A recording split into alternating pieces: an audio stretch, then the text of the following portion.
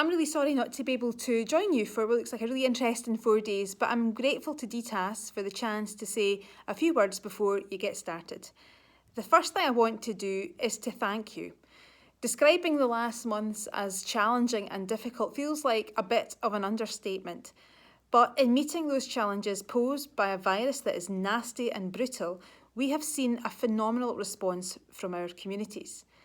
And I've been completely overwhelmed by the many stories I've heard of individual and collective acts of kindness and generosity.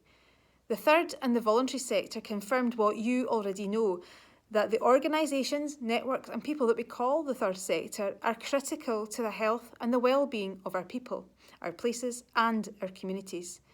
And when you're given the trust and support, you make incredible things happen with agility and with care.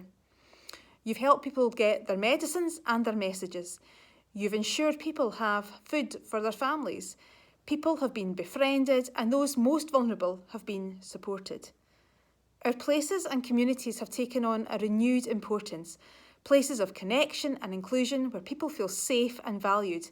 And that is in no small part down to your work.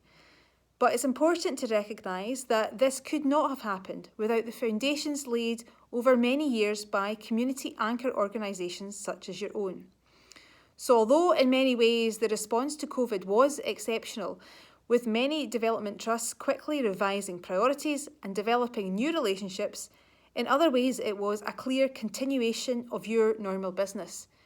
The resilience and the flexibility you showed was not something entirely new, but the application of skills and methods honed day in and out as you developed and improved your communities. And I want to be clear that my thanks is not just for the incredible job you have done this year, but for the incredible job that you have done for many years past. Community-led activity has brought new forms of participation, involvement and social connectedness, with communities grasping the opportunity to take more control of important decisions, developing responses which meet local need, but also build lasting relationships with people. I believe that your role as catalysts for local regeneration and in the design and delivery of public services can only increase.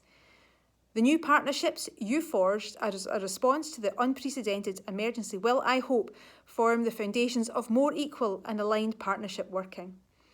And this is why our work on the Local Governance Review and Democracy Matters is important.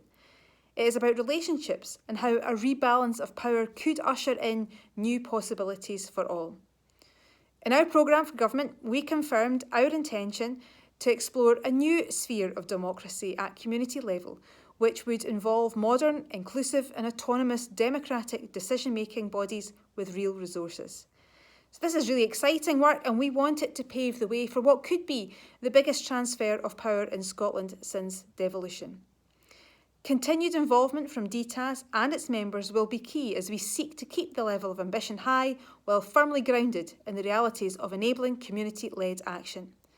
So before ending, I want to briefly outline some of the action that we're taking to help support your organisations and your aims.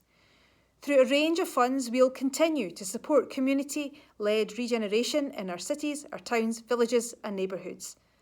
In this year's programme for government, we've committed to establishing a place-based investment programme which will invest £275 million to support community-led regeneration and town centre revitalisation. We also recognise the need to align all place-based funding initiatives to ensure we have a coherent approach to effectively progress our ambitions, such as the creation of livable 20-minute neighbourhoods. And you may already be aware of the £25 million Community and Third Sector Recovery Programme, which aims to support charities, community groups, social enterprises and voluntary organisations that are supporting people and communities through the shift from lockdown to recovery. As well as providing ongoing crisis support, they will be planning and implementing changes to adapt and thrive in a very different social and economic climate. So finally, I want to end by thanking you again, but also by recognising that while we still tackle this pandemic, alongside moving into the recovery phase and beyond, you're going to have an increasingly important role to play. This last few months needs to be helping us disrupt the systems that for so long haven't worked for too many. We need to learn what worked well and build from that, using it as a chance to reform what we do and reimagine the type of Scotland that we want to become. And DTAS will need to be at the forefront of that endeavour.